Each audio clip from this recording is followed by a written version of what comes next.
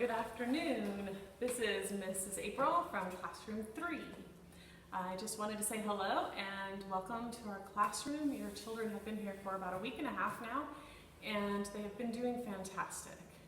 Sometimes the transition into the Montessori primary environment can be a challenge, even if they were already in the Montessori toddler classroom, but especially if they've never been in a Montessori environment at all. So, patience, and your patience is very appreciated, and patience is required. It is totally normal for the child to regress back to toddler behavior, even if it's been a while since they've been a toddler and you've seen those behaviors, because this is a really big transition. It's not like a regular daycare where they can just go play with whatever on the shelf whenever they want to. It's a lot more structured. They do get freedom of choice within limits, and sometimes learning those limits and those boundaries can be a little bit challenging. However, it does build their self-confidence, their concentration and focus, and a lot of other things. Internal motivation gets increased. So happy that you've made this choice to put your child in a Montessori classroom. And I love having your children with me all day. That being said, let's talk a little bit about a couple of things. Well, let's just talk about coming into the classroom and leaving the classroom. Drop off and pick up. So a lot of times, especially at first, drop off can be very difficult, not just for the child, but also for mom and dad.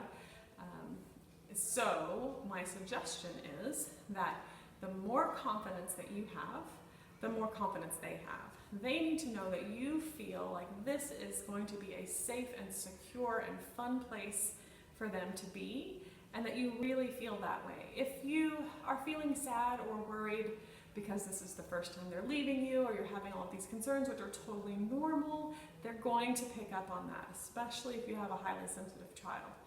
But even if you don't have a highly sensitive child, this is a big transition, and they're going to be a little bit more sensitive, or they can be a lot more sensitive at this time than they would be at other times. So make sure that you're really, every time you walk in, giving them that confidence that they can do it.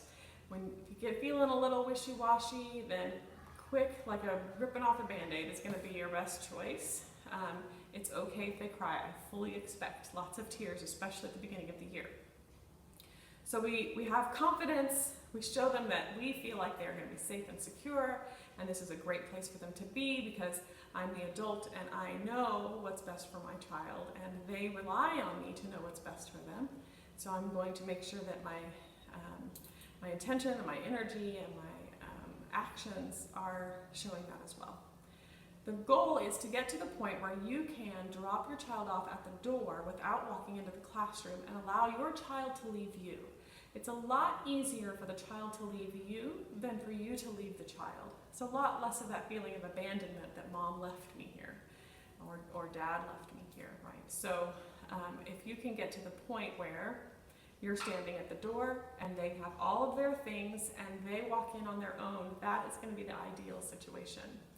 Until you get to that point, I'm going to ask that you not carry your child in, that you at least let your child walk in, or ask your child to walk in, expect your child to walk in on their own 2 feet, carrying any items that they need to carry.